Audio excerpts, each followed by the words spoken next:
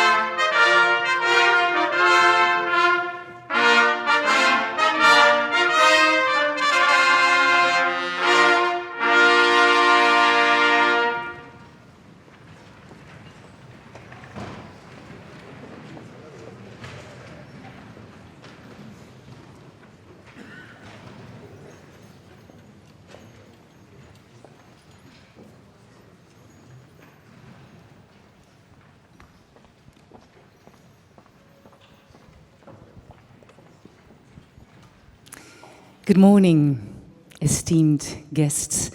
It is my privilege to bid you all a warm welcome to this academic session on the occasion of the KU Leuven's Patrons Saint Day. Every year, on this day, the KU Leuven awards its honorary doctorates to people who make this world a better place.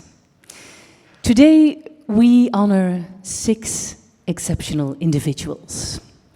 Each of them embodies the core values of this university. They innovate, they show true courage, and above all, they foster connection. We shall be introducing our honorary doctors to you in detail shortly, but first I would like to invite Rector Vermeire to the stage to offer a word of welcome.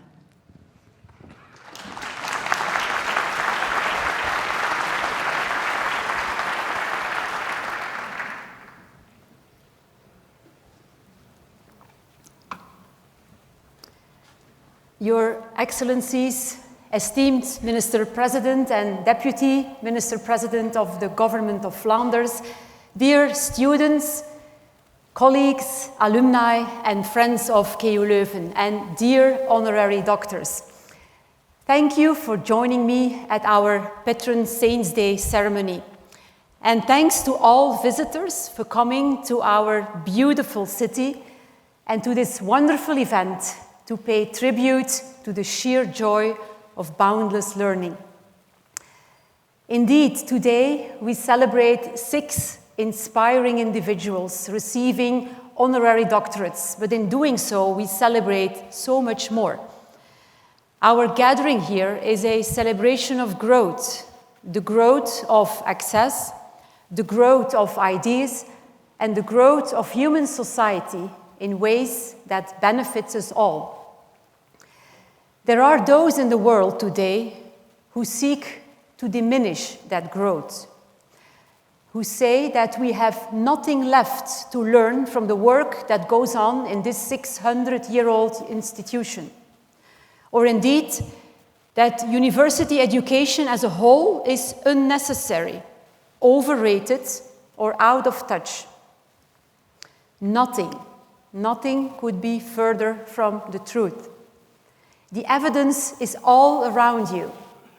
Gathered in this hall are some of the brightest minds working in their respective fields today. They are shining examples of the good that can come when we devote ourselves to the shared values inherent in the academic endeavor. And I want to mention two of these values by name. The first one is inclusion. Far from a handout, inclusion is an invitation to others to share what they have. There is an expression in Dutch on this. Delen is vermenigvuldigen. Sharing is multiplication. The maths here bear this out. When we share knowledge, we all end up with more than we started with. When we extend access to others, we all benefit from the talents these new participants bring with them. When we remove obstacles to participation for some, everyone benefits from the reduced obstacles. This is growth of the highest order, because it benefits everyone without prejudice or obligation. All it takes is a bit of intentional effort on our part to see incredible gains for individuals in particular and society as a whole. And the other value is interdisciplinarity. Those of us working in academia see ourselves as experts in a very particular academic domain. And too often, our domains become how we see the world. And the vastness of all existence becomes a reflection of what we already know. Yet, there is no bastion of science that is unaffected by other fields of study. And there is no knowledge that cannot benefit from the input and perspective of experts in other fields. Those voices are always out there, but the challenge is to allow ourselves to hear those other voices. The more we invite collaboration, the more our own limited knowledge may grow. We must therefore remain open at all times to contributions from unexpected quarters by looking beyond our own fields of study. KU Leuven benefits when we increase both inclusion and interdisciplinarity for our many students and researchers. When we give people the freedom to follow their intellectual curiosity at our university, we give them the opportunity to be who they want to be in this world. And this starts with offering a safe and a welcoming environment to everyone who comes here, including students for whom higher education may not be a given. These efforts can be focused on students close by, for instance through our A crew, which visits local secondary schools to break down barriers and find a path to higher education. Or they can be focused far afield, as we now welcome more international students than ever before. We have also multiplied the interdisciplinarity of our research. Our 600th anniversary has brought with it the support of industry in endowing a new set of 600 years of KU Leuven chairs. These 30 chairs facilitate a wide array of interdisciplinary research efforts and helps convey our research to society as a whole. Our efforts have also borne fruit in an expansion of our KU Leuven institutes. These institutes pursue an interdisciplinary approach to some of the toughest challenges of modern life, challenges that cannot be addressed by one discipline alone. Some of the issues being tackled are, for instance, cancer, mobility, intellectual heritage, and additive manufacturing, just to name a few. And some of our newer institutions tackle issues such as sports science, rare diseases, and the role of genetics in society. And we do not know what happy accidents will result from these interdisciplinary efforts, but we can do our best to ensure that they occur as frequently as possible. Now, for the past year, we have celebrated 600 years of our university's history. And you will soon see a short video of the many different aspects of those celebrations. And I hope you will get a small sense of what an exciting year it has been for KU Leuven and at KU Leuven. We have all enjoyed looking back and reflecting on our university's colorful past and recognizing the tremendous growth that has occurred here over the centuries. Let us recognize, too, what a wonderful gift it is to be a participant in the vibrant academic life that exists all around us today. It is with a fond farewell that those celebrations now come to an official close. But now we look forward. We look to a future where the best and the brightest are encouraged to contribute no matter who they are or where they come from. Where problem solving is carried out across borders, both real and imagined. And where the days ahead are viewed with hope and with excitement. Let us all be a part of that effort, lending our unique perspectives and strengths in the years to come. I cannot wait to see what we can accomplish together. Thank you.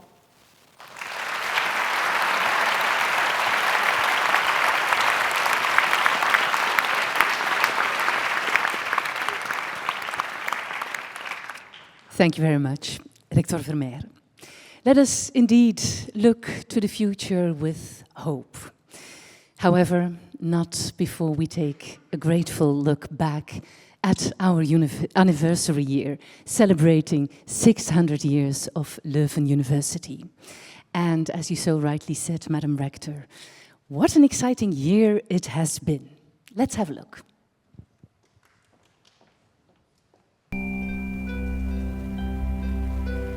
Waarom is een zeepbel rond? Wie kleurde de lucht roze? Waarover fluistert de zee? Waarom volgt de maan mij?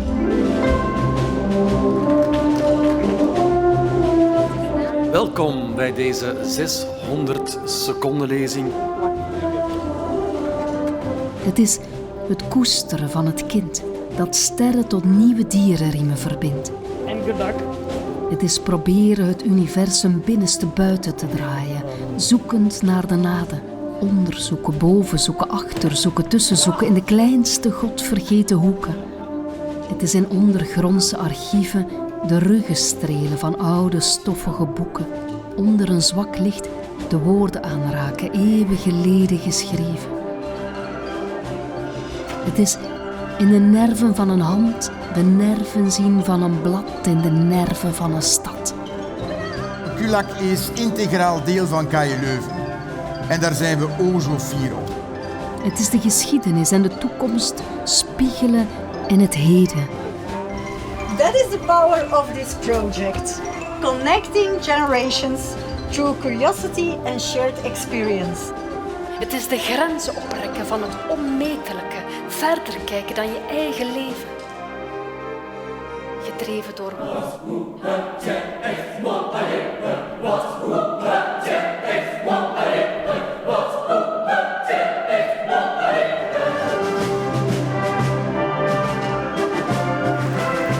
Het is de hardnekkige twijfel uitroeien en als die eenmaal is verdelgd er weer verse zaaien. Want wat moet je zonder twijfel? Het is de twijfel die je drijft. Het is het kraken van een atoomketen, het veld betreden van elektromagneten, het bestuderen van middeleeuwse decreten, een appeltje schillen met Apollo-geten. Refuse indifference. Choose hope. Confront injustice. Defend truth.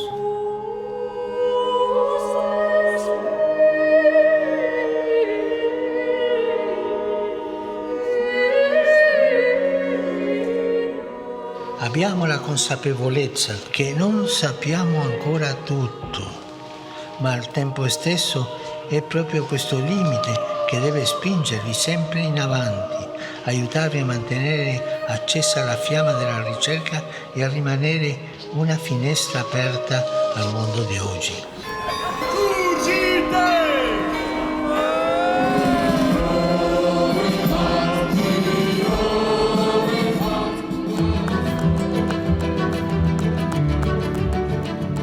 Het is nog harder trappen, doorgebogen, een tandje hoger. Wie schuilt er in mijn schaduw? En stilletjes welt in het wenen. Toch weer het willen weten op. So what I'd say to the students here is become a permanent student.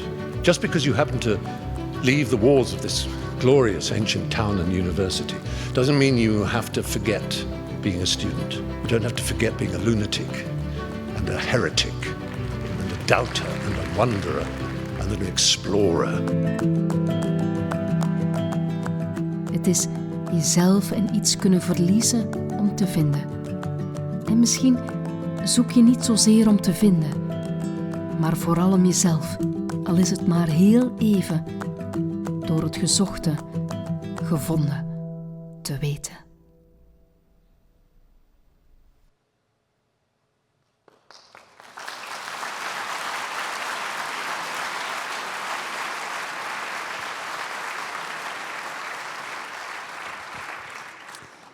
Even with 600 years under its belt, it is clear that this university is still alive and kicking.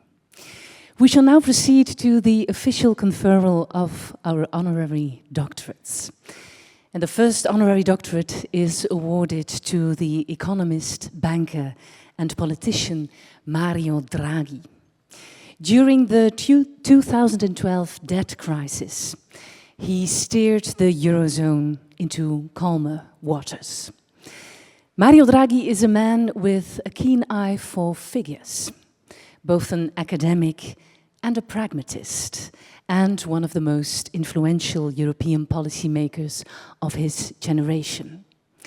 The nominators for this honorary doctorate are Professor Erik Buist and Professor Hilke van den Bussen.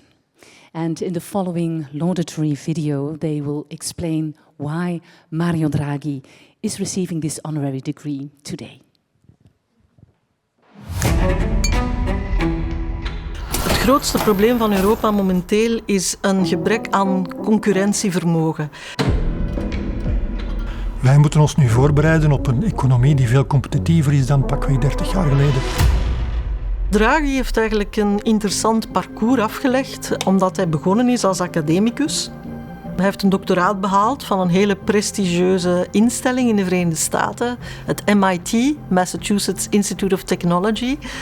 Is dan professor geworden aan verschillende Italiaanse universiteiten. Maar ondertussen begon het blijkbaar te kriebelen bij hem om ook in het beleid actief te worden. En dan is hij in de jaren 90 secretaris-generaal geworden van de Treasury, van de schatkist. Hij is dan voorzitter van de Europese Centrale Bank geworden. Net in een periode waar de euro onder druk kwam te staan, omwille van de financiële crisis. En dan heeft Draghi toch wel op tafel geklopt, letterlijk. En heeft gezegd van kijk, whatever it takes, ik zal de euro redden. We are here as the first exchange I'm having with several stakeholders for the preparation of the report of competitiveness of Europe. We zitten nu in een situatie dat Europa werkelijk op de toppen van zijn tenen moet staan om weerwerk te bieden tegenover de Amerikaanse economie die zeer performant is. En zeker ten opzichte van de Chinese economie die heel wat producten naar ons exporteert en eigenlijk hele sectoren toch wel in moeilijkheden brengt. En dat is een van de grote belangrijke bijdragen van Mario Draghi, dat hij een rapport geschreven heeft rond competitiviteit in Europa en eigenlijk een soort draaiboek uitgeschreven heeft op basis waarvan we een richting hebben in de welke we die concurrentievermogen van Europa naar de toekomst toe zouden kunnen verbeteren. En daar heeft hij zich over gebogen in 2024. Daaruit is dan een rapport ontstaan, het Draghi-rapport. En op die manier denk ik toch wel dat Draghi ons een kompas aanlevert om de economische groei in Europa terug aan te zwengelen. Het is toch wel belangrijk dat je mensen hebt die beslissingen doorleefd hebben meegemaakt, dat het geen boekenwijsheid is die in de praktijk wordt gebracht. Want we weten allemaal dat theorie en praktijk dat toch wel verschillende zaken zijn.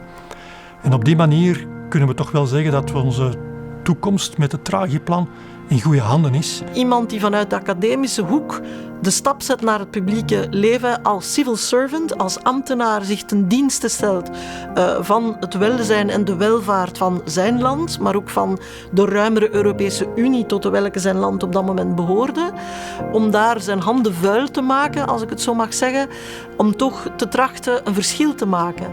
En dat, in mijn ogen, is staatsmanschap dat overstijgt het individuele belang. Dat is iemand die wil werken voor het algemene belang. We hebben een man met ervaring, een man met gezond verstand, een man met veel academische diepgang. En zoveel mensen van dat kaliber lopen er niet rond. Niet in Europa, maar ook niet op wereldvlak.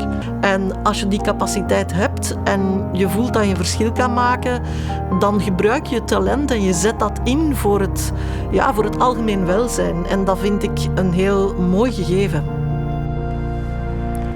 Om al deze redenen, mevrouw de rector, verzoeken wij u op voordracht van de Academische Raad het eredoctoraat van de KU Leuven te verlenen aan professor Dr. Mario Draghi.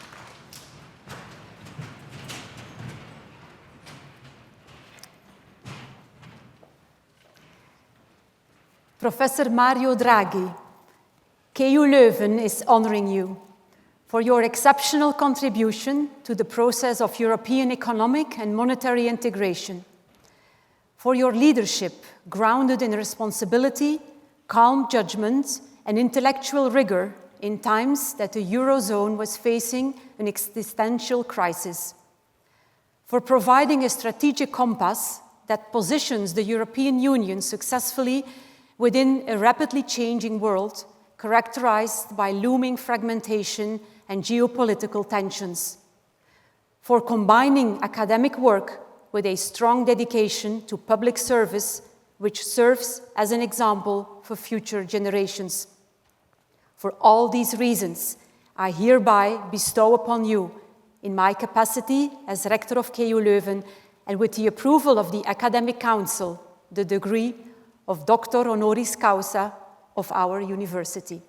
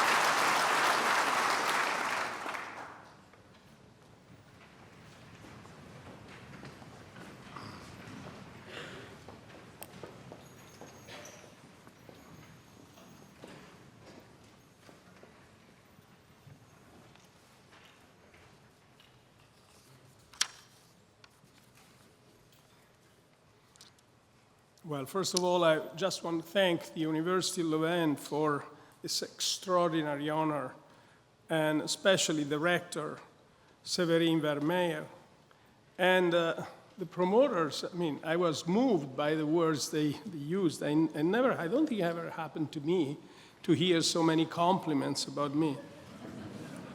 So Professor Erik Boyste and Professor Heike van den Busch, thank you. Thank you very much. And thanks all of you for your warm applause. It's a great encouragement today. I intend to spend a few minutes with you giving sort of an overview of what is the landscape, at least the way I perceive it today in Europe. From its inception, the architecture of the European Union embodied the belief that international rule of law, upheld by credible institutions, fosters peace and prosperity. Since no European state retained the capacity to defend itself alone, our security doctrine was shaped by the protection afforded by America. Together, and always in alliance with the United States, we were able to face any threat and deliver peace within Europe, between ourselves. And with our security guaranteed and trade flowing mainly within that alliance, we could safely pursue economic openness as the basis of our prosperity and influence. But the now defunct global order did not fail because it was built on illusion. By the way, while I'm saying that now defunct, I kind of have a hard time believing that it's actually defunct, it's dead. I just learned today that your extraordinarily beautiful library had been destroyed twice, one during the First World War and a second one during the Second World War. And on both occasions, it was rebuilt with the help and under the incentive of United States presidents. But that's what it is today, and for the time being, I think we should take facts for what they are.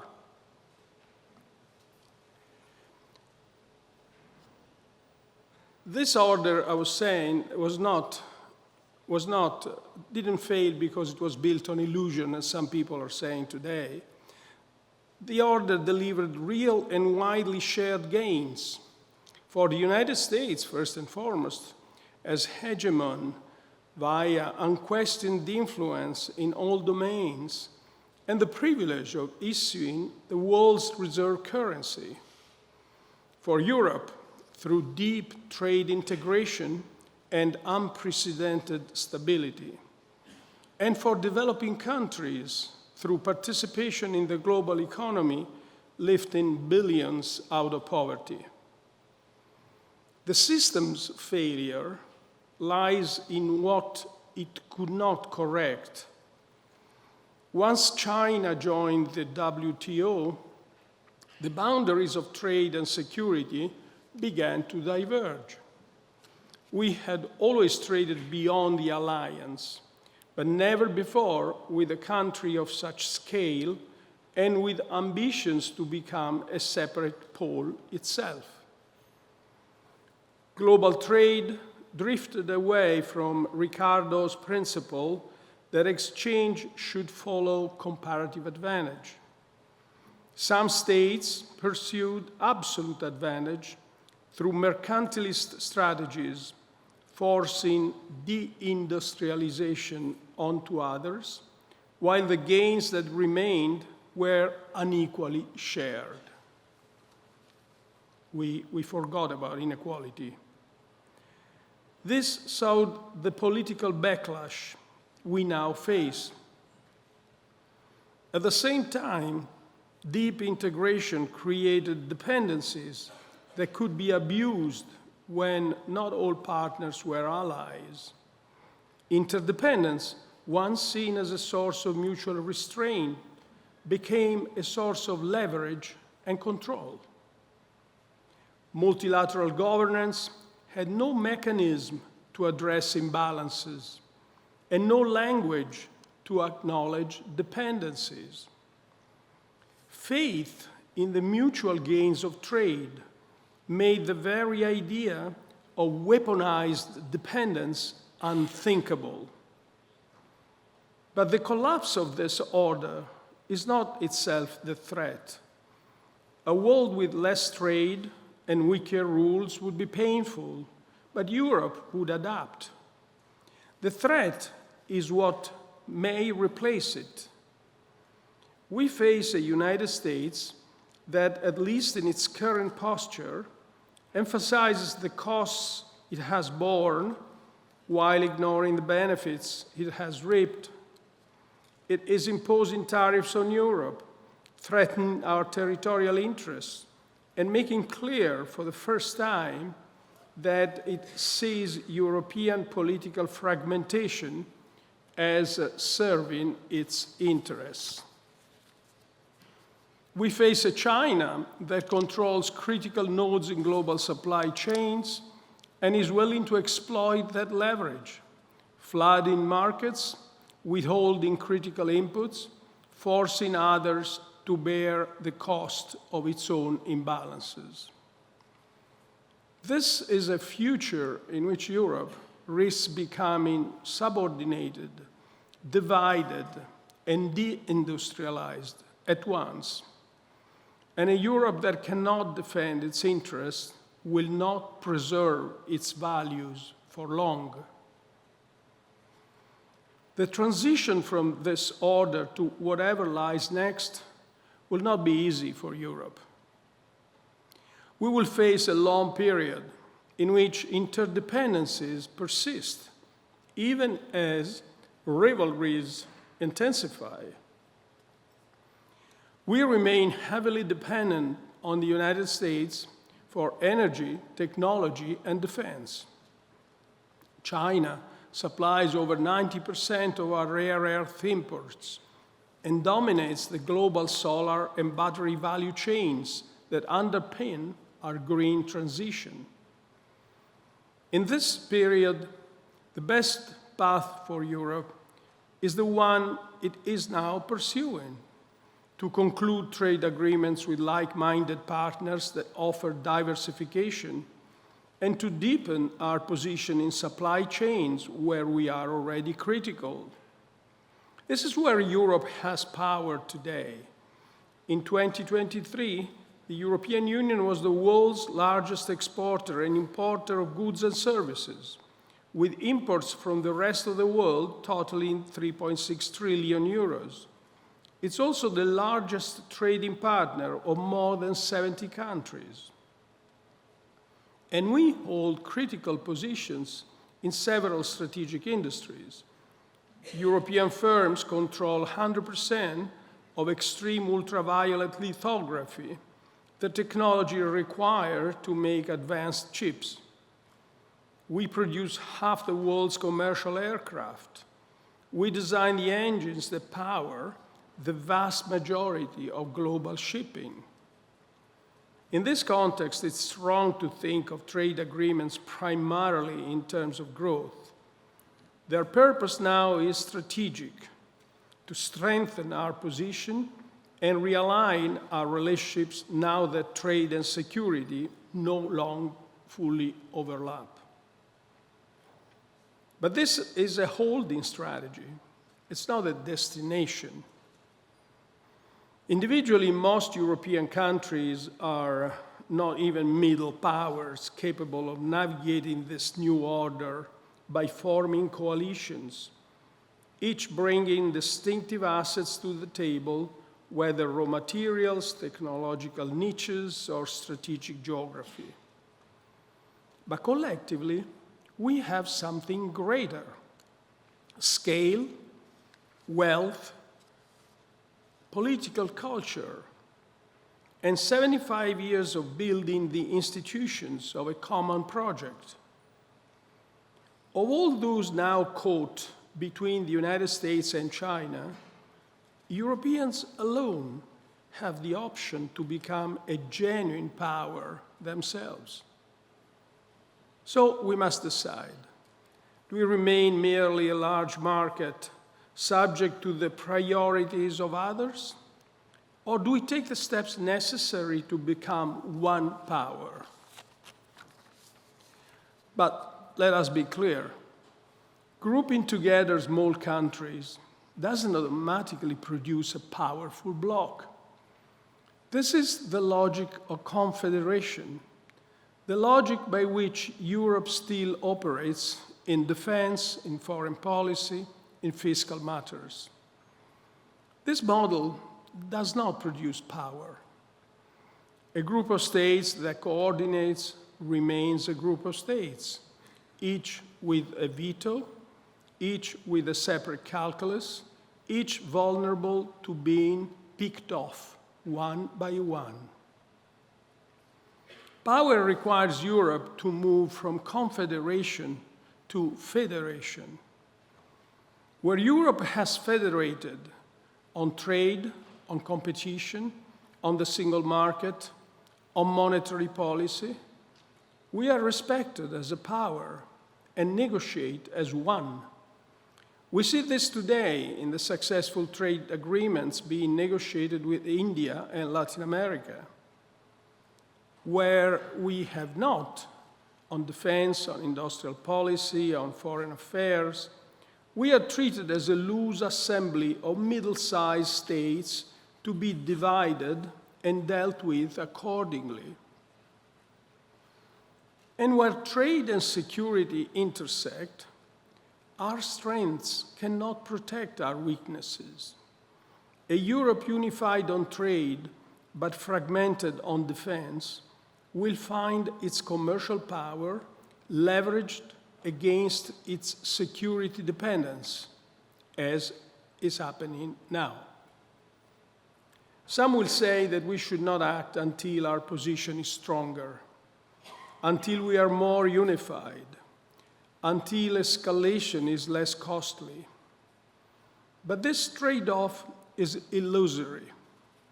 It is only by moving that we create the conditions to act more decisively later. Unity does not precede action.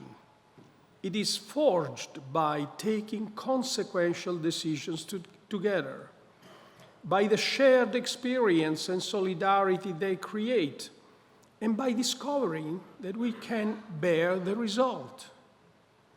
Consider Greenland. The decision to resist rather than accommodate required Europe to carry out a genuine strategic assessment, to map our leverage, identify our tools, and think through the consequences of escalation. The willingness to act forced clarity about the capacity to act. And by standing together in the face of a direct threat, Europeans discovered a solidarity that had previously seemed out of reach. The shared resolve resonated with the public in ways that no summit communiqué could have achieved. At the same time, building collective strength will not be the same for Europe as it has been for China, or now looks to be for the United States. The United States, in its current posture, seeks dominance together with partnership. China sustains its growth model by exporting its costs onto others. European integration is built differently, not on force, but common will, not on subjugation, but shared benefit. It is integration without subordination, vastly, vastly preferable, but vastly more difficult. This demands a different approach. I've called it a pragmatic federalism. Pragmatic because we must take the steps that are currently possible, with the partners who are actually willing in the domains where progress can currently be made. But federalism, because the destination matters. Common action and the mutual trust it creates must eventually become the foundation for institutions with real decision-making power institutions able to act decisively in all circumstances. This approach breaks the impasse we face today, and it does so without subordinating anyone. Member states opt in. The door remains open to others, but not to those who would undermine common purpose. We do not have to sacrifice our values to achieve power. The euro is the most successful example. Those who were willing went ahead, built common institutions with real authority, and through that shared commitment, forged a solidarity deeper than any treaty could have prescribed. And since then, 9 more countries have chosen to join. This would not be a straight path. As Schuman said in 1950, Europe will not be made all at once. Not all countries will join every initiative from the outset, whether in energy, technology, defense, or external policy. But every step must remain anchored in the goal, not looser cooperation, but a genuine federation. Some may delude themselves that the world hasn't really changed, or that geography makes them immune. Some may believe that surrendering economic independence or even territory doesn't threaten their ability to preserve the values that define us. But that should not stop the more clear-sighted from forging ahead. We are all in the same position of vulnerability, whether we see it yet or not. The old divisions that paralyzed us have been overtaken by a common threat. But threat alone will not sustain us. What began in fear must continue in hope. As we act together, we will rediscover something that has long been dormant: our pride, our self-confidence, our belief in our future. And on that foundation, Europe will be built. Thank you.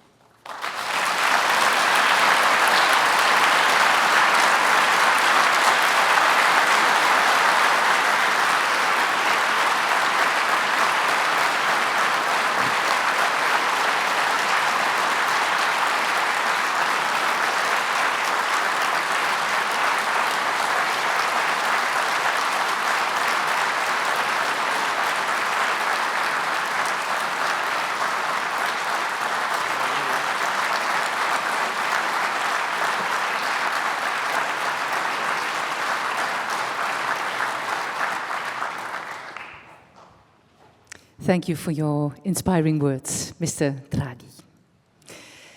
Our next honorary doctorate is awarded to the Pakistani lawyer Hina Jilani. She is globally recognized as one of the foremost champions of human rights, with a particular focus on the rights of women.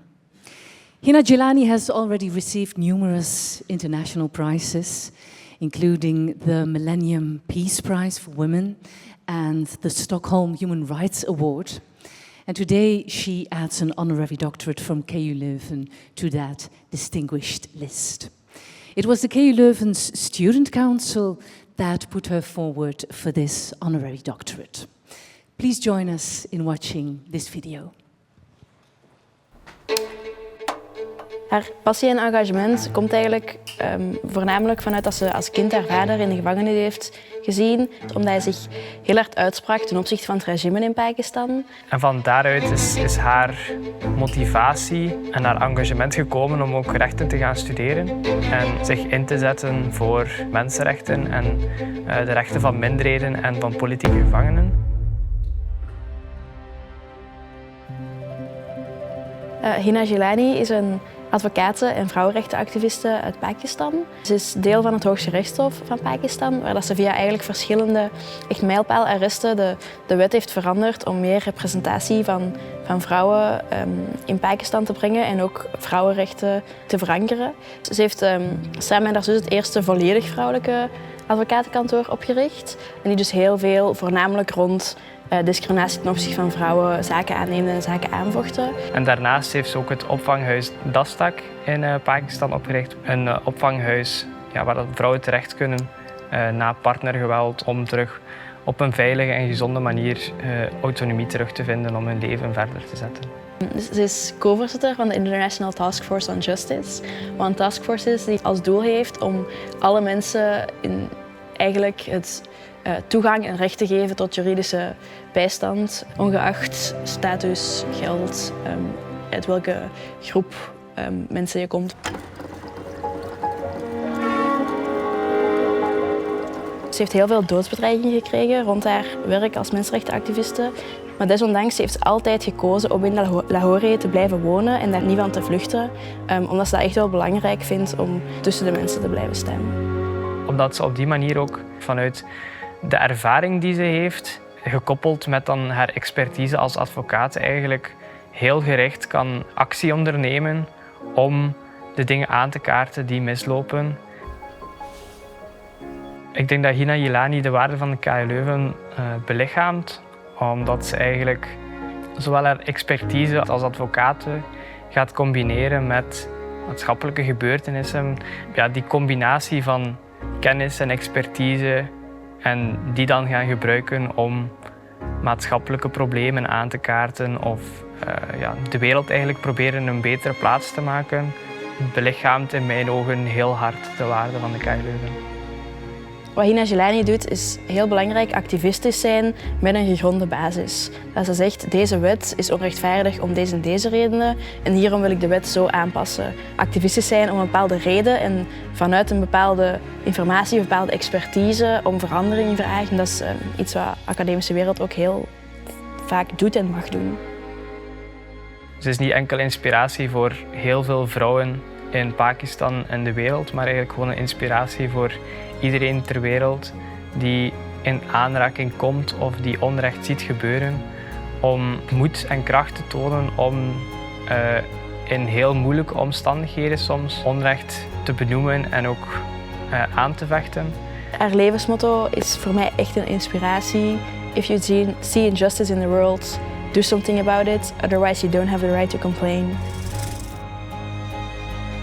Om al deze redenen, mevrouw de rector, verzoeken wij u op voordracht van de Academische Raad het eredoctoraat van KU Leuven te verlenen aan Hina Jilani.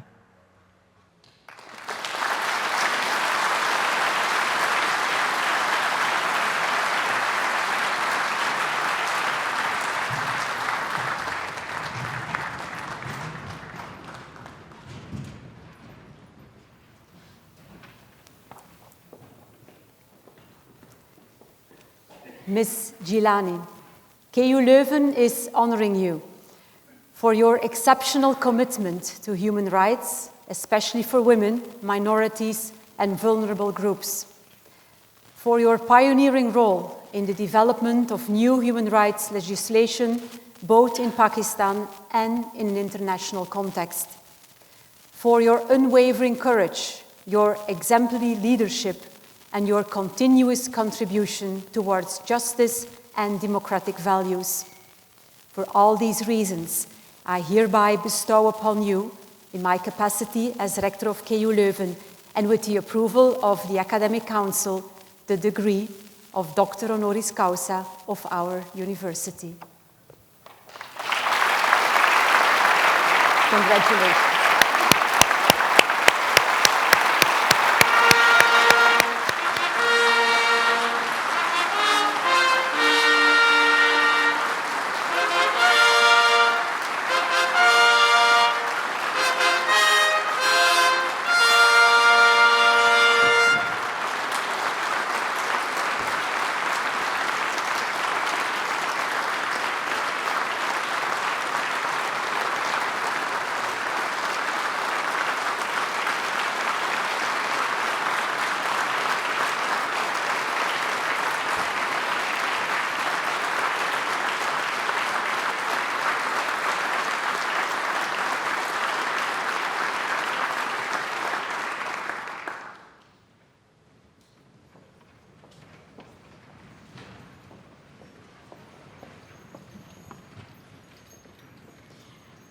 Good afternoon, ladies and gentlemen.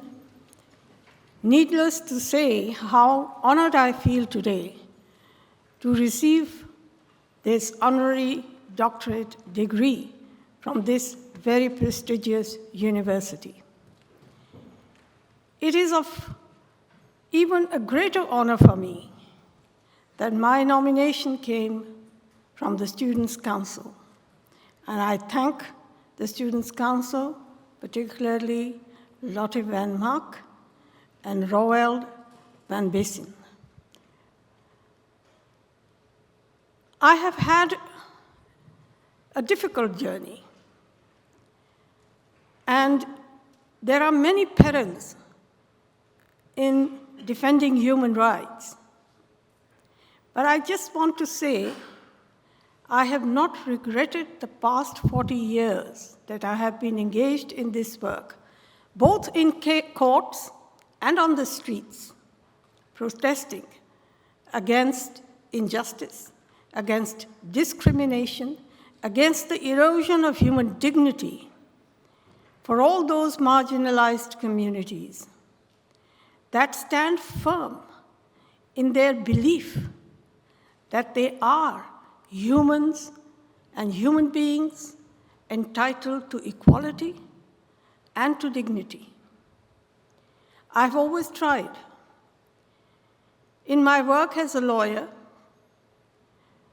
to emphasize the constitutional guarantees of equality and equal protection of the law. I have fought for those who have no voice. I'm a part of a group called the Elders. And when this group was selected by Nelson Mandela to promote human rights, democracy, and the rule of law globally, he gave us a mission. The primary purpose of that mission was to amplify the voices of those who are never heard, or if heard, are persecuted for what they say. And these are the people, I think, who deserve our support. They deserve the emphasis that we lay on fundamental freedoms in a global order that recognizes and respects the collective wisdom in the international human rights framework. I'm afraid our troubles are not over yet. I've always felt that my work, when I see back, it always has this one step forward and two steps backward. But I've always had my eye on the one step forward, and to build on that step forward, and to make sure that the two steps backward does not deter the defense of human rights, the belief in human rights. I recall the International Covenant on Civil and Political Rights. The first article of that covenant says, every human being is endowed with reason and a conscience. These days, when you look around, that belief is fairly confounded and defies the reality of things that are there, that the covenant presumes. But at the same time, I think there is always hope. I believe in my struggle. For me, sometimes success comes as a bonus, because while I'm struggling, I am informing people. I am making people aware of the values that we all share. And as I said in the beginning, it is a privilege for me that this university is bestowing me with an honor. And that excitement that I have is largely because when I read about the university and the 600 years of bestowing knowledge, the basis of that knowledge are the values that I share. And being amongst people who have been given this honor today with me is a further cause of, let me say, happiness for me, because I am amongst those who share those values, who believe in going forward, forging the way forward for peace, for security for all, and equality for all. Many times, young people have asked me, what is your message for the young people? And I tell them again and again, I have no message to give you. Every generation charts its own course. The only thing I can say is, look around you. Don't fail to recognize where injustice is. Don't fail to feel the outrage that brings to you the consciousness that you have to act. There is hope. Human rights defenders like myself, and like many of you here, cannot afford the luxury of pessimism. So young people, ladies and gentlemen, and friends, my plea is, the dwindling values need to be upheld. I'm particularly grateful to Mr. Drogi, who has very clearly said there's no reason why we cannot reverse the downturn that we are experiencing today. So I leave you with this message. I'm willing to fight. I know that you are. Let us make others believe in our success. For as long as we struggle, there is hope. If we stop struggling, hope will go away. Thank you.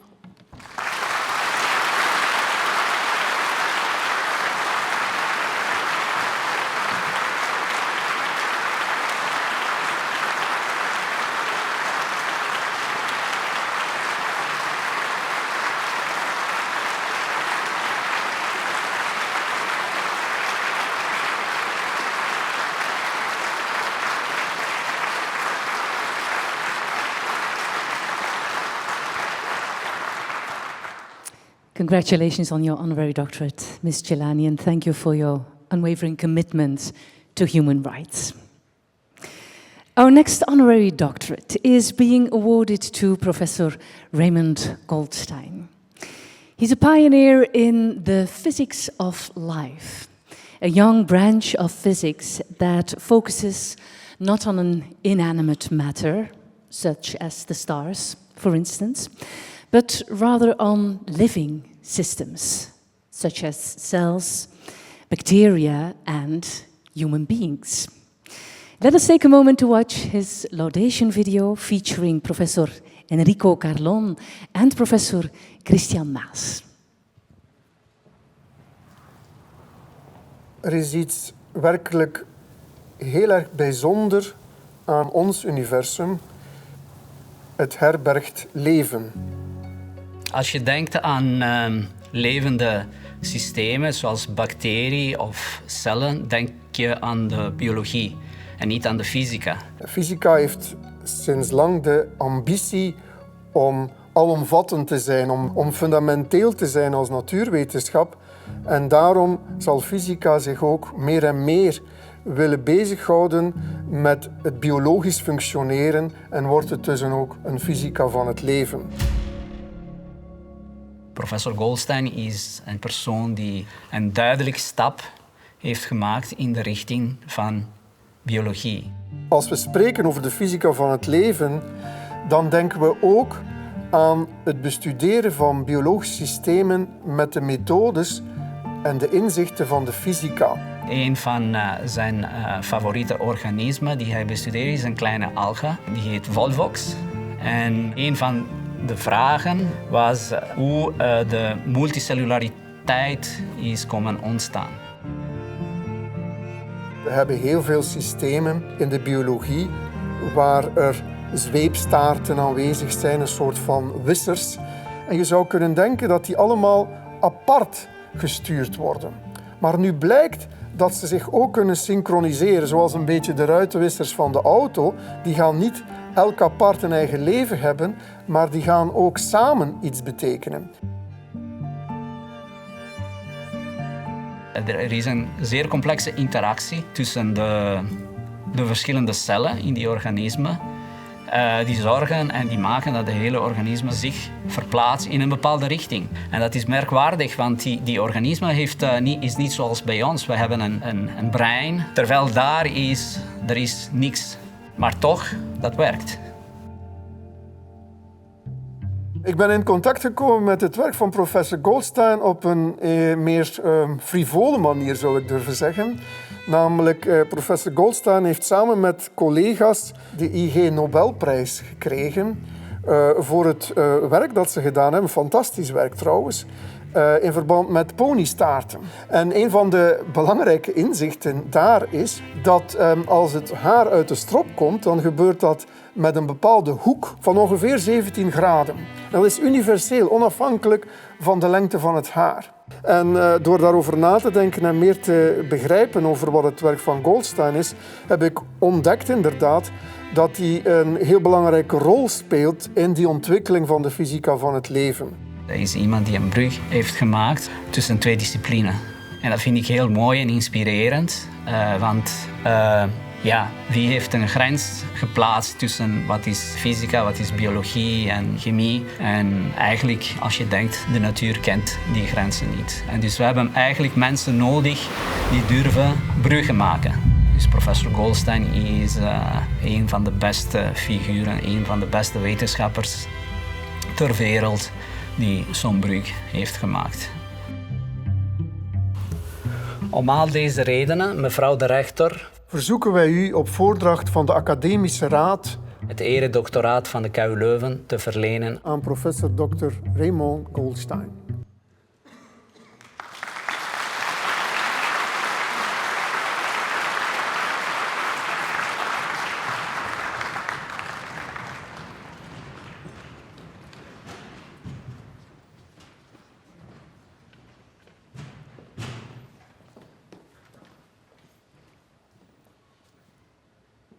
Professor Raymond Goldstein, KU Leuven is honoring you for your pioneering role and outstanding contributions to the emerging field of the physics of life, demonstrated through your investigations into the physical mechanisms that govern the dynamics and organization of living cells.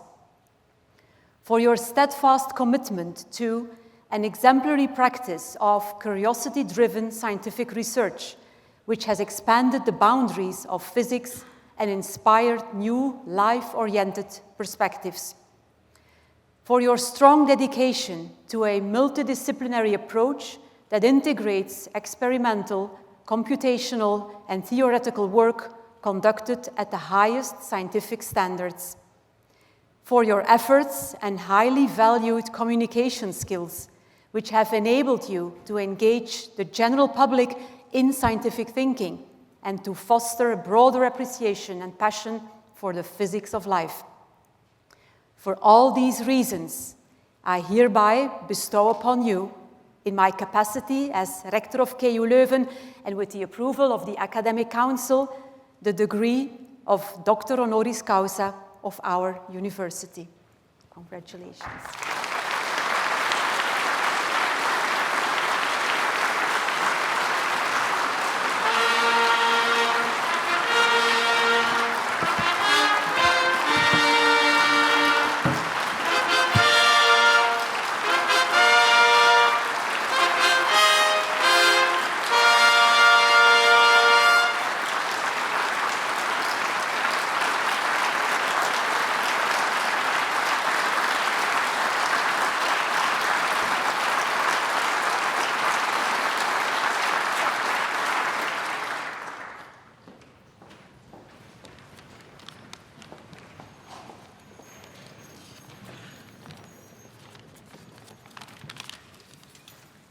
Thank you very much, Rector Vermeer and Professors Carlon and Mas, for those very kind words. That deeply embarrassing video has said all I think that needs to be said about the scientific aspects that have brought me here. I'm deeply honored to be recognized for our work in biological physics, and at the same time, I am humbled to share an honor conferred for such fundamental values as human rights to giants like Archbishop Oscar Romero.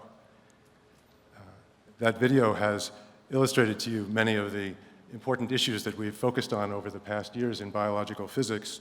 I thought I should remind you that biological physics is actually a very old field. It dates back to the pioneering microscopy work of people like Antony van Leeuwenhoek in the Netherlands, Bonaventura Corti in Italy, and Robert Hooke in my home country now of the United Kingdom. And it continues to the present as this field has undergone a remarkable renaissance in the past 30 years. I want to keep my remarks brief, taking a cue from Lincoln's Gettysburg Address, so bear with me.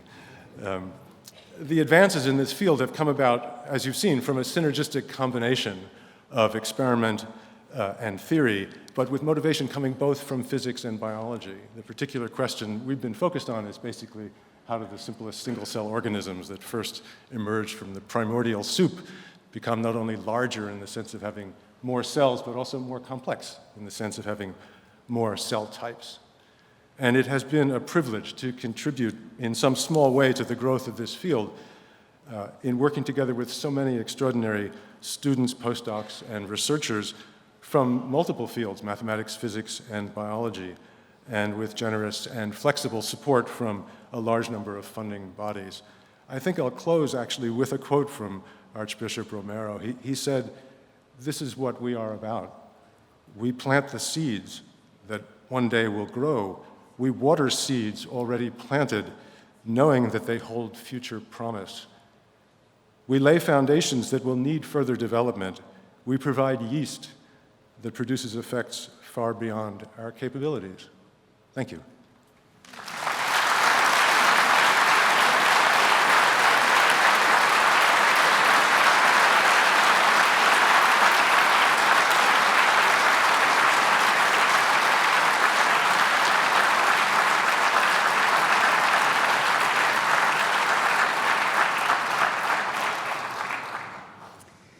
My warmest congratulations to you too, Professor Goldstein.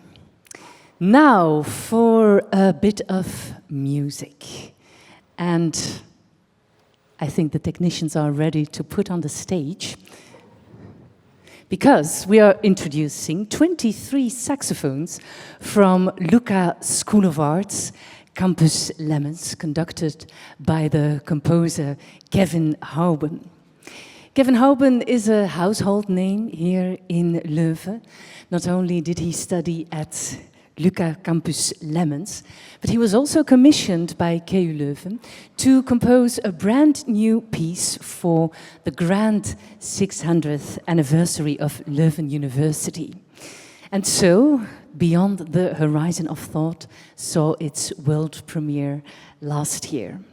On that celebratory occasion, 3 university ensembles shared the stage, featuring no less than 250 musicians in total.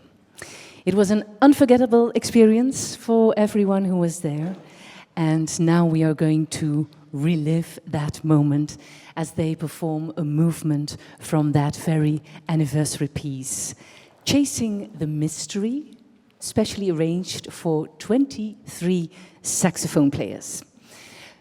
Perhaps a round of applause for our fantastic technical team.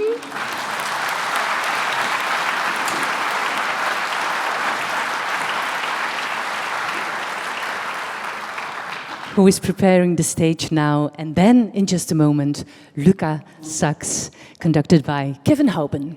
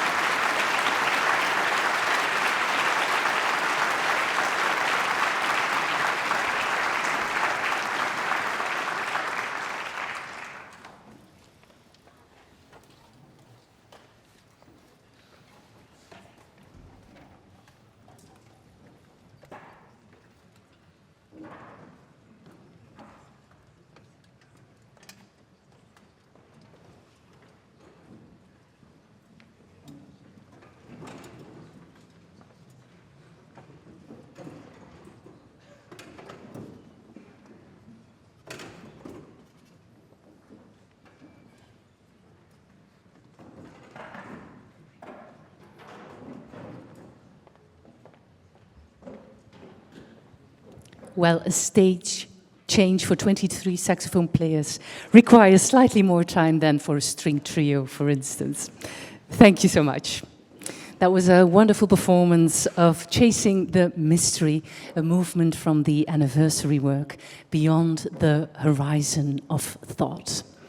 And imagining the future, that is of course a theme that resonates deeply with each of our honorary doctors today. Okay, our next honorary doctorate is being awarded to Karen Breitmeyer. She's a leading authority in the field of inclusive architecture.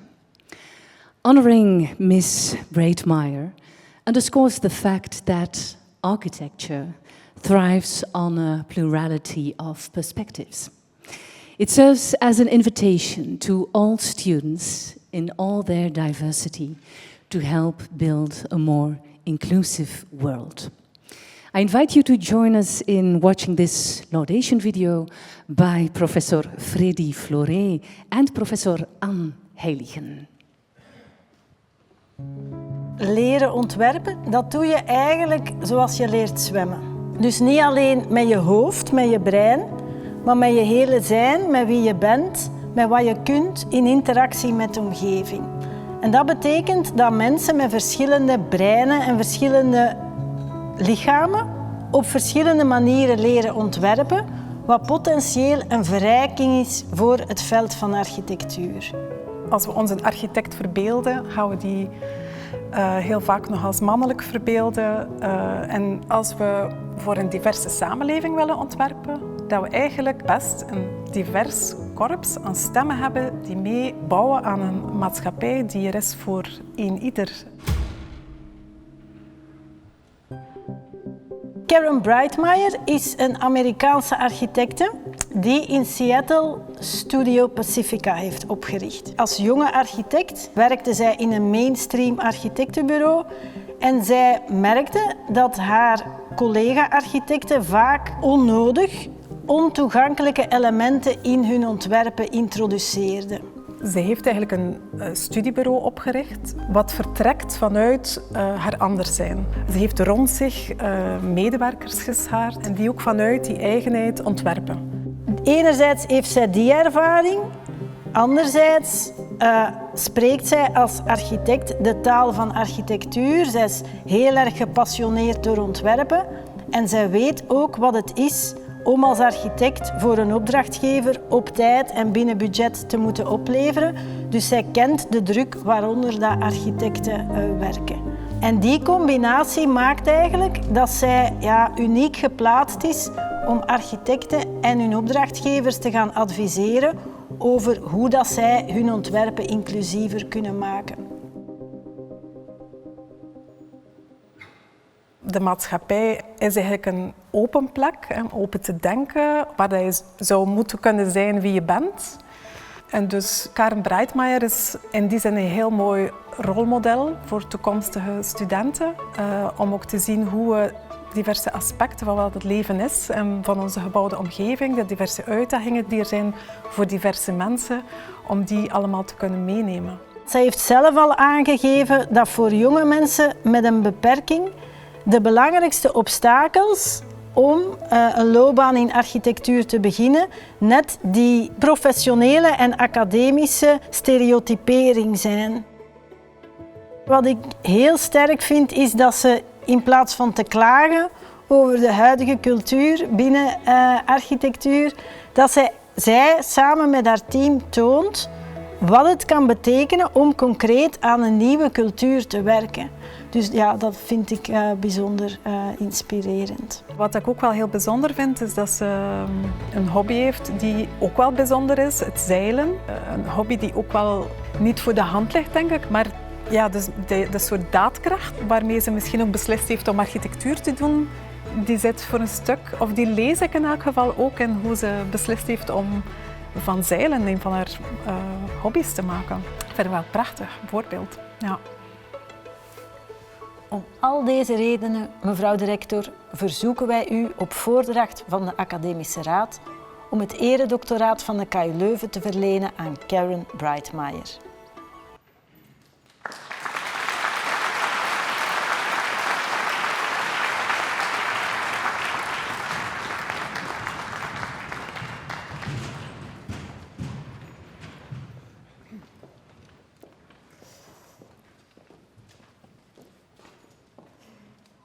Miss Karen Breitmeier, KU Leuven is honoring you for breaking with existing role models and offering an inspiring alternative to young people who consider a career in architecture, for showing how being different can be a strength in practicing architecture and countering exclusion, for celebrating the diversity of embodied knowledge and fostering a new culture through Studio Pacifica's collective practice, for encouraging, guiding, and mentoring others, whether students or architecture professionals with or without disabilities, to contribute to a more inclusive world.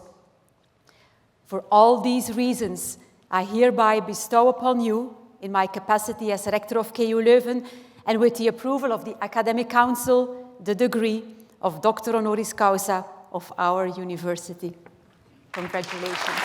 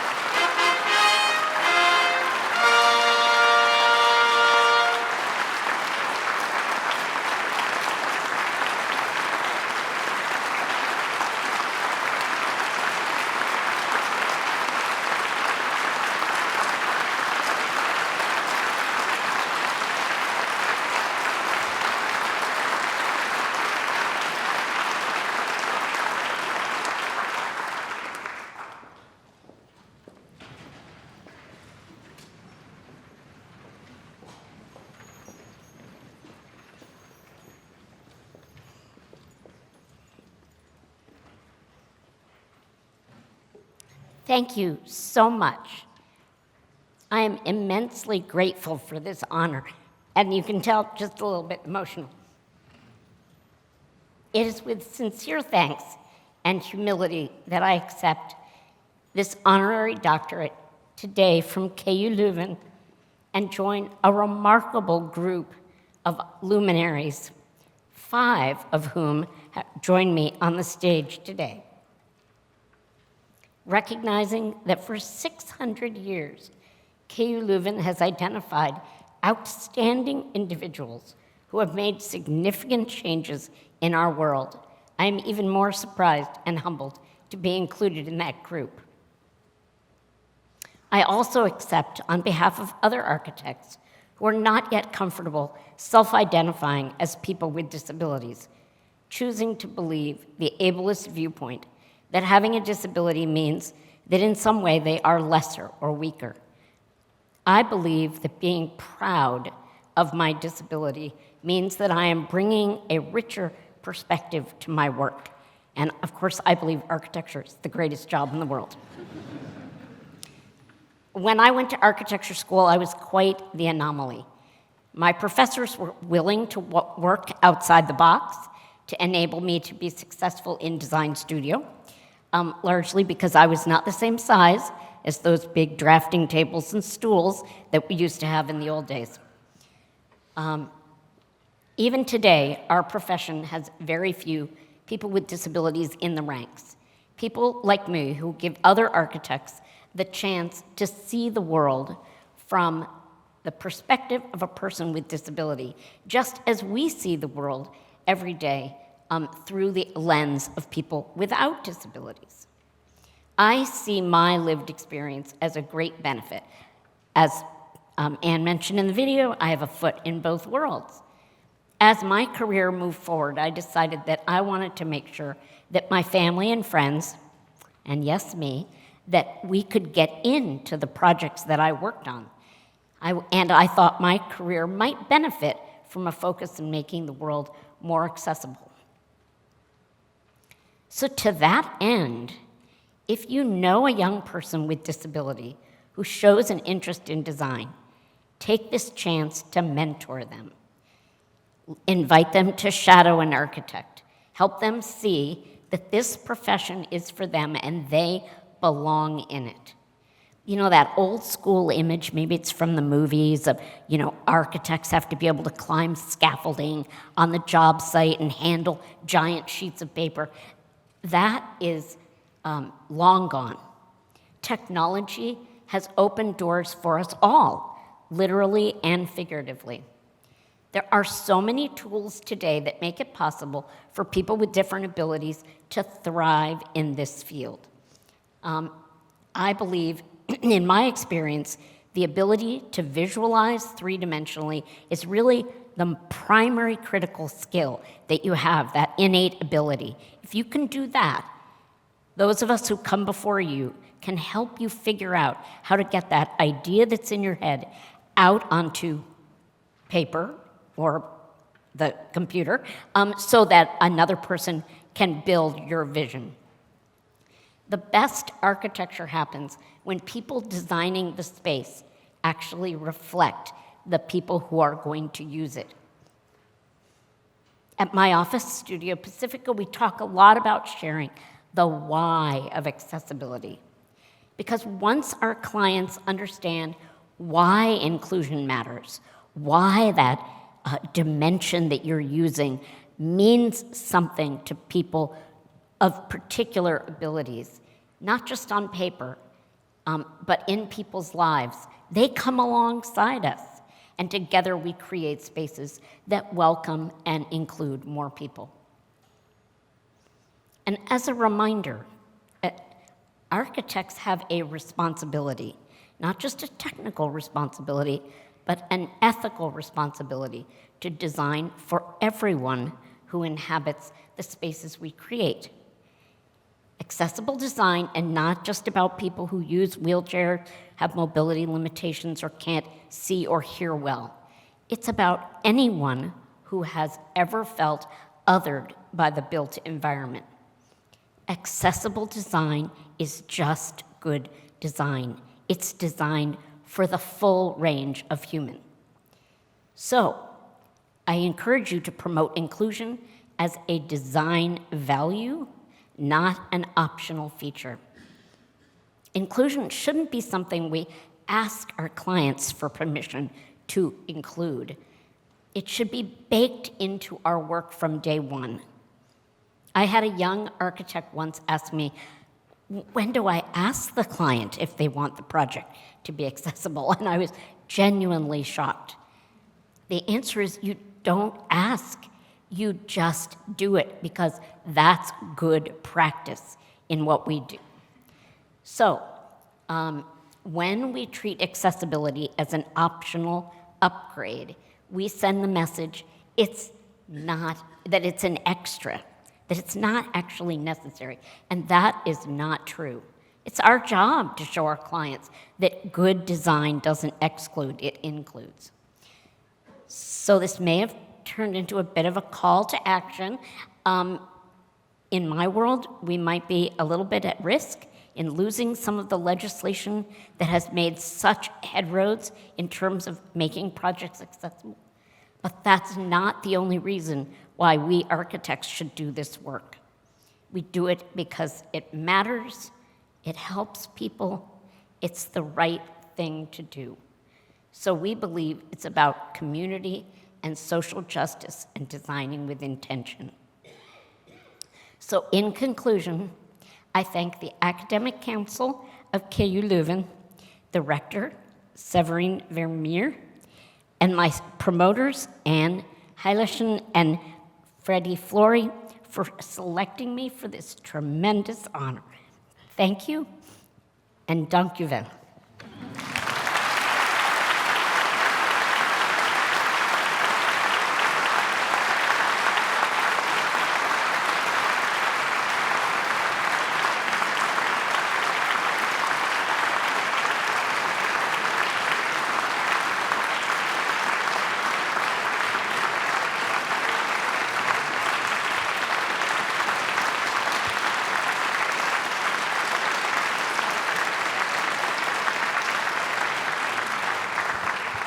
Congratulations, Ms.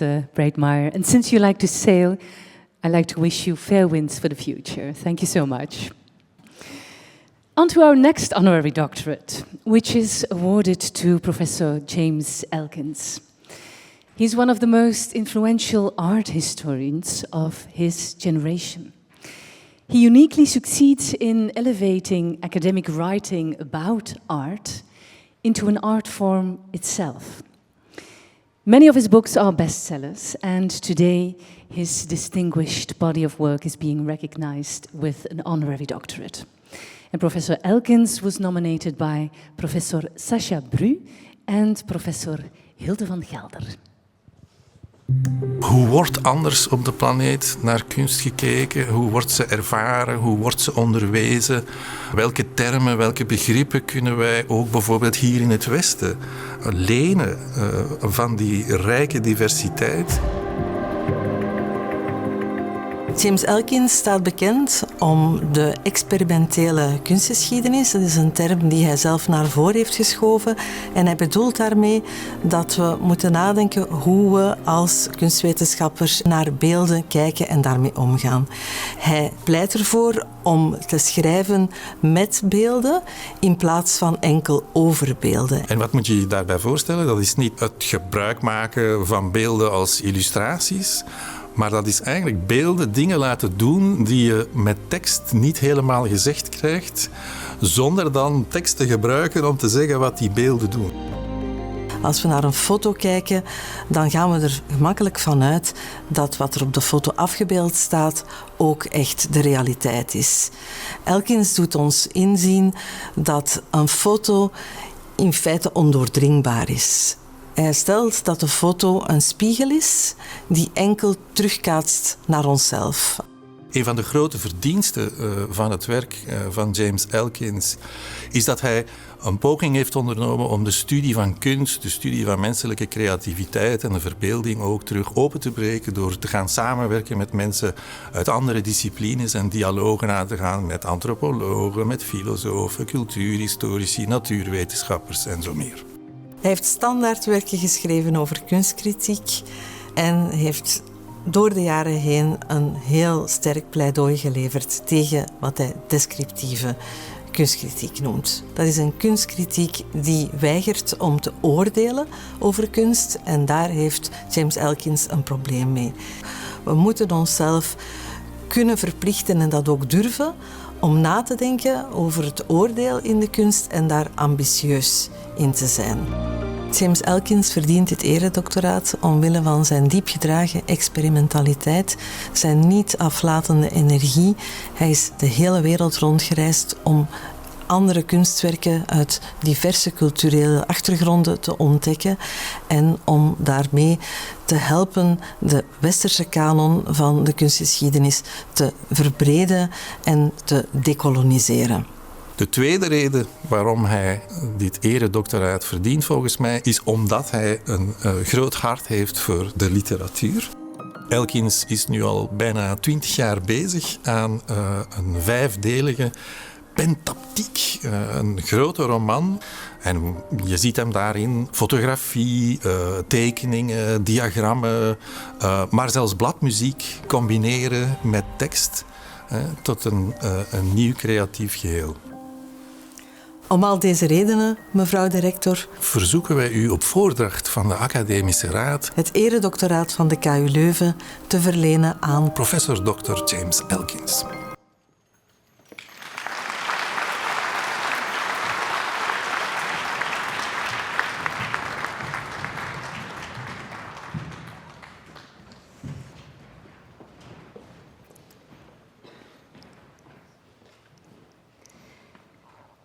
Professor James Elkins, KU Leuven is honoring you for your exceptional contribution to the field of art history and for opening it to new methodological approaches, for your influential reflection on the power of images and your advocacy of experimental scholarly writing, for your key role in raising awareness for the need for a more global and post-colonial approach to the study of art and culture, for your confident and unwavering commitment to the arts and humanities, and for delivering crucial insights into the state of the world today and tomorrow.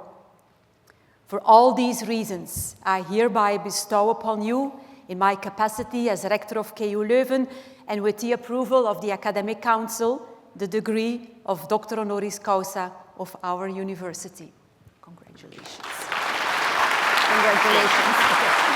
Lovely. Congratulations.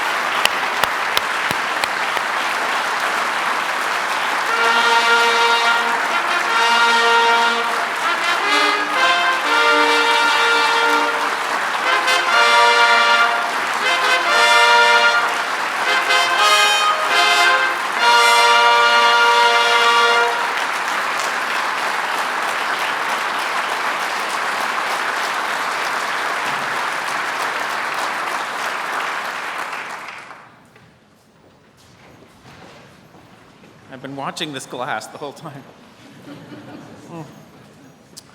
Well, I mean, I'm delighted about this, and I just want to thank everyone, and especially Hilda and Sasha. There was kind of bewilderingly amazing support and amazing video.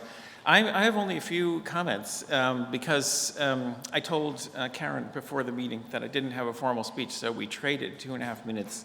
I took it 2.5 minutes away. I thought I would just add a little bit something about interdisciplinarity, since it's been on everyone's mind in the introduction and throughout the day. Interdisciplinarity is something that's universally desired, especially in EU and North America and other universities, and it leads to things like centers of excellence and so on, and it underwrites to some degree events like these. I was told, and I believe this is more or less true, that the original impetus for universities to follow interdisciplinarity as an ideal came from the Manhattan Project, because that was a collaboration, interdisciplinary collaboration that resulted in a concrete outcome and inspired a number of additional discoveries. From that beginning point, interdisciplinarity, I think, became complicated and problematic because the humanities got their hands on it and toyed with it, as we often do. And interdisciplinarity now means, especially in the humanities, something more like traveling from your home discipline out into outer space until you don't feel the pull of any discipline.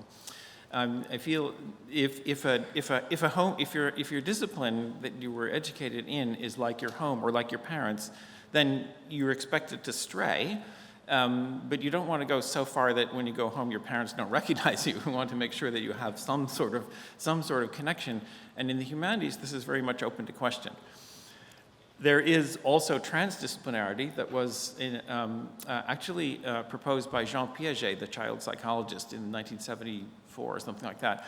And now there's postdisciplinarity, which has been the subject of entire books and conferences, and I'm not going to, I can't in my 2.5 minutes talk anything about that. And subdisciplinarity, which originally was nameable fields within your field, but now, thanks to the humanities, also means, according to one humanities scholar, playing around in the basement of your house, of your discipline, doing something that kids do.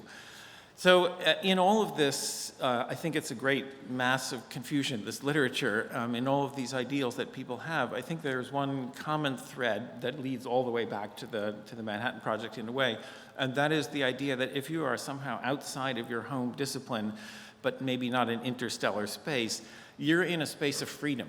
You have a space of intellectual freedom, a space of political freedom, and a space of imaginative freedom, and that's the kind of interdisciplinarity that seems to be that can still bind the sciences and the humanities and the whole university together. So I thought I'd just leave with that thought, 2.5 minute thought. Thanks.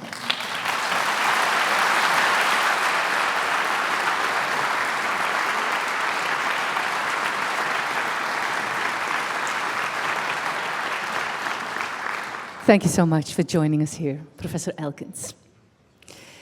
Our final honorary doctorate goes to geneticist and epidemiologist, Professor Ségolène Aimé. She works tirelessly to raise awareness for rare diseases in Europe and worldwide. Professor Ségolène Aimé was nominated by Professor Marion Delcroix and Professor Gert Matthijs. Please join us in watching this video. Par définition, les maladies rares surviennent chez moins d'une personne sur 2000. Et ce qui veut dire que, individuellement, les patients sont très isolés. Quand on regroupe toutes les maladies rares, il y en a plus de 6000. On arrive à une population en Belgique de plus d'un demi-million d'habitants, ce qui représente en fait plus que les patients qui ont eu un diagnostic ou qui vivent avec un cancer. Ségolène Aimé est une généticienne qui a passé l'essentiel de sa carrière à mettre en évidence, à augmenter la prise de conscience de l'importance des maladies rares et qui a réussi à mettre les politiciens en action, aussi bien au niveau français qu'au niveau européen, de façon à développer des plans maladies rares. Ségolène Aimé is opgeleid als arts in Parijs, maar tegelijk met haar opleiding in de geneeskunde heeft zij ook een master behaald in de medische statistiek. En het is die combinatie van twee interesses die heel haar carrière mee bepaald heeft. Zij heeft vanaf het midden van de jaren 80 een eerste Franse databank aangelegd met informatie over waar zitten de gespecialiseerde artsen voor bepaalde zeldzame ziekten, waar gebeurt er wetenschappelijk onderzoek, waar zitten er klinische studies. En al die informatie heeft ze samengebracht in wat ze Orphanet heeft genoemd. En dus een nationale databank waarin die gegevens beschikbaar gemaakt worden voor iedereen. Elle a aussi créé un journal qui s'appelle le Orphanet Journal, qui permet aux gens de publier des articles sur les maladies rares, alors que, évidemment, quand on publie sur un ou deux cas, c'est un peu difficile parfois dans la littérature d'avoir des journaux avec un impact important. Donc elle a mis aussi ce journal au service de la communauté des maladies rares. Op dit moment is Orphanet aanwezig in meer dan 40 landen en wordt voor elk van die landen een inventaris gemaakt van wie zorgt voor welke patiënt, wie zorgt voor welk onderzoek en waar kunnen patiënten terecht.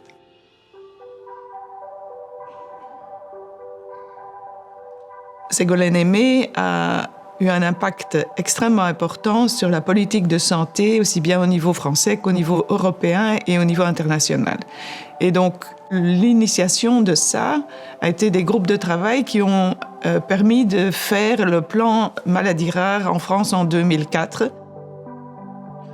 En van daaruit werd ze dan vanuit Europa aangezocht om te zeggen van laat ook iemand werken aan een Europees beleid rond zeldzame ziekten.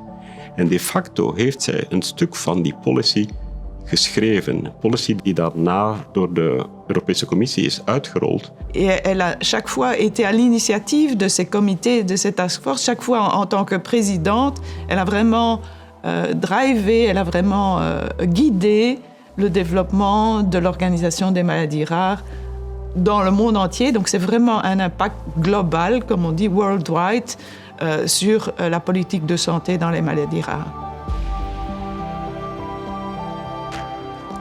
Dus heel veel van haar gedrevenheid komt vanuit het idee dat de patiënten en de families met zeldzame ziekten echt de zorg verdienen die ze nodig hebben en niet zomaar moeten verloren lopen in een gezondheidszorgsysteem dat niet aangepast is aan hun specifieke noden. On n'attend pas tellement des médecins qui se mêlent de politique, hein, et donc elle n'a pas été une politicienne elle-même. Elle est arrivée à ouvrir la porte des hommes politiques et des décideurs pour que ces idées soient translatées en mesures, ce qui est vraiment très difficile. Donc on peut avoir plein de bonnes idées quand on est au contact du patient et dire il faut ça et ça, mais arriver à faire bouger les politiques dans ce sens-là pour quelque chose qui est rare, c'est remarquable. Om al deze redenen, mevrouw de rector, verzoeken wij u op voordracht van de Academische Raad het eredoctoraat van de KU Leuven te verlenen aan Dr. Ségolène Aimé.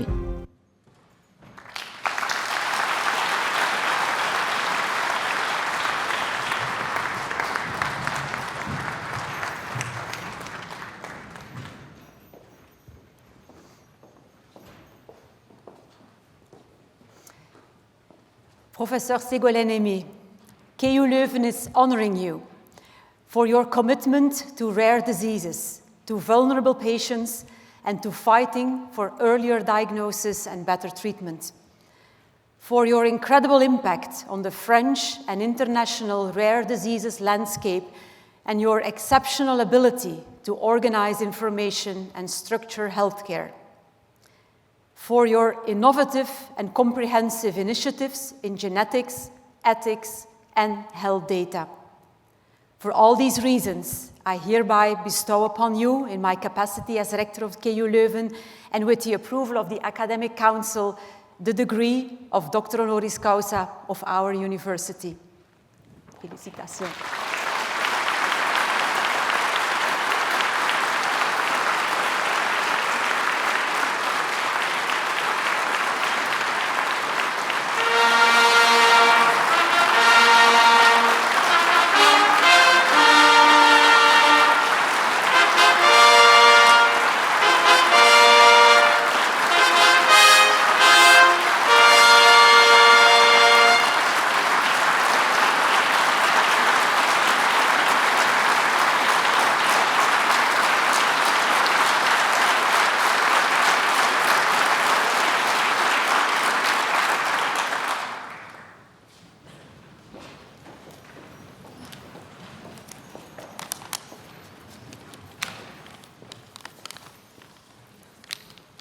Rector Vermeer, dear colleagues, your recognition of my contribution to science and society touches my heart deeply.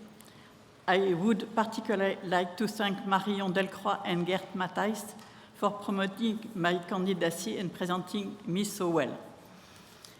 William Harvey, an English physician, said in 1657, "There is no better way to advance the proper practice of medicine than to give our minds to the discovery of the usual law of nature by the careful investigation of cases of rarer forms of disease."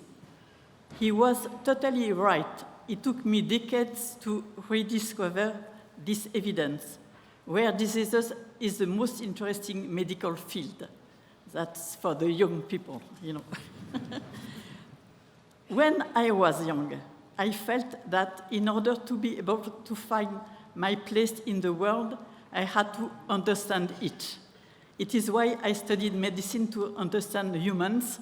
I'm not sure I did.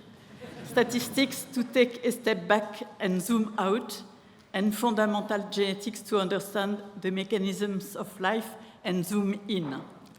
I started working as a medical geneticist in a children's hospital.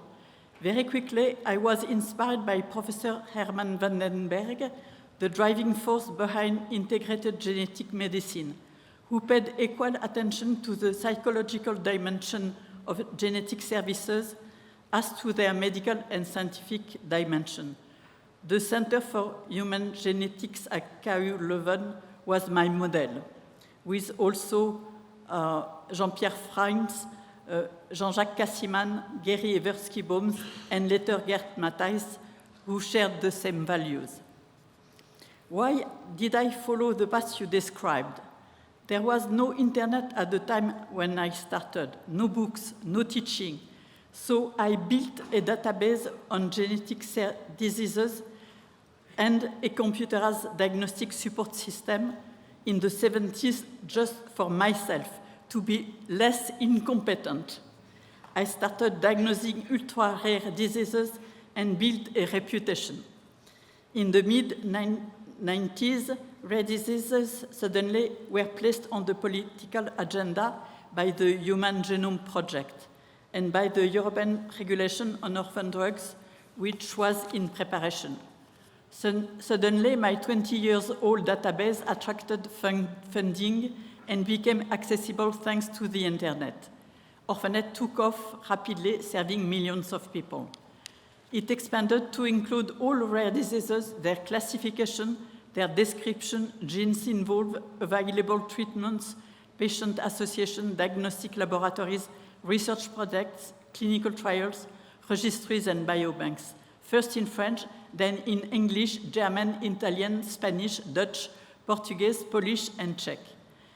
All this was made possible thanks to the collective efforts of 40 countries and national and European funding.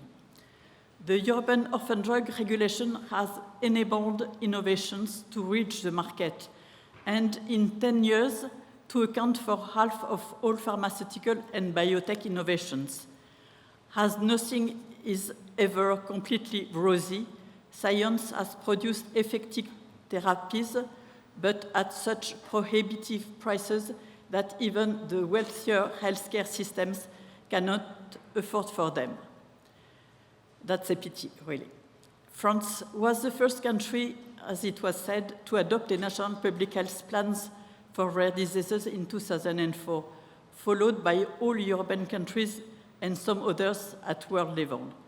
Rare diseases really emerged from the shadow when Orphanet provided free access to its nomenclature and coding system. Without a code, diseases do not exist in our digital world. I spent 10 years getting the ORPHA codes adopted by WHO. They are now in the new edition of the International Classification of Diseases. In the sector of rare diseases, the academic world has shown the power of cross-disciplinary and cross-country collaboration and the value of open science. I hope that Belgium will find its own way to organize excellent services for rare patients at the federal level. I know that I am asking a lot, but I have suggestions that I will propose in my lecture tomorrow. In closing, I want to express my gratitude for honoring me. I am tremendously proud when I consider that you have placed me alongside the other recipients from this year and previous years. What an honor. Thanks from the bottom of my heart, and long live KU Leuven, and continue to stand up for science and society.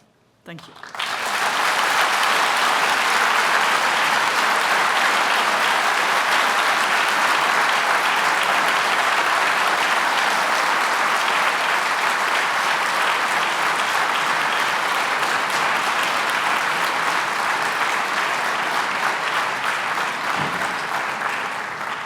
Félicitations pour ce doctorat honoris causa, Professor Rémy.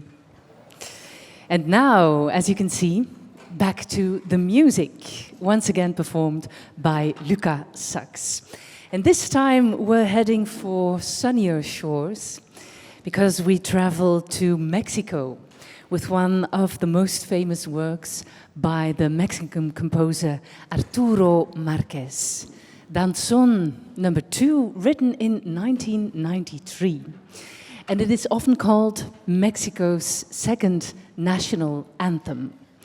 Márquez based this piece on an old salon dance from Cuba, which used to be incredibly popular in the dance parlors of Mexico City. The music is light and sensual, yet it carries a subtle touch of nostalgia. Please welcome in a minute back to the stage Luca Sachs, conducted by Kevin Houben.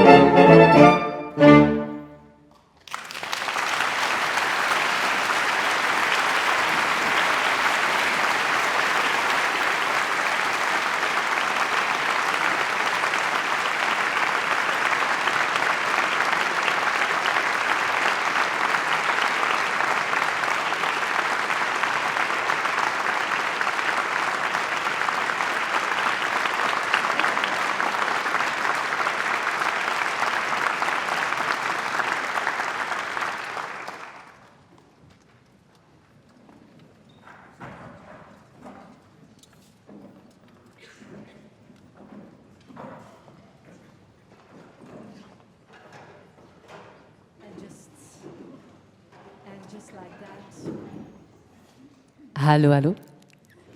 And just like that, the first hints of summer have arrived here in Leuven, thanks to Luca Sax, conducted by Kevin Hoban.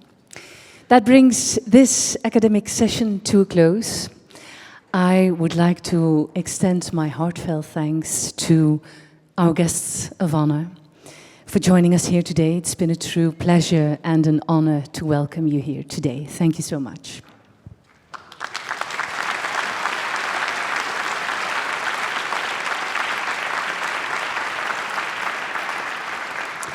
I would also like to thank all of you most sincerely for your presence here, and you are hereby cordially invited to the festive reception.